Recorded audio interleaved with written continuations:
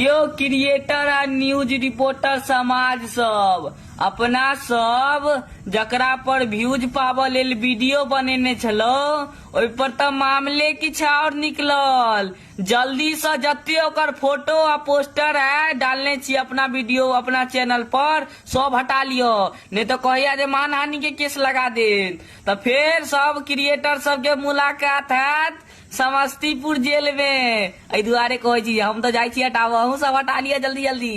मीका कुमारी पिता पवन कुमार शर्मा निवासी ग्राम पाहेपुर ward number 3 थाना कर्पूरीग्राम जिला समस्तीपुर दरभंगा सदर थाना घटना संख्या 121-25 में अपनी इच्छा से बयान दे रही हूँ कि मेरे कोई अपहरण नहीं हुआ है। हम अपने मर्जी से घर से निकले हैं और शादी कर लिए हैं।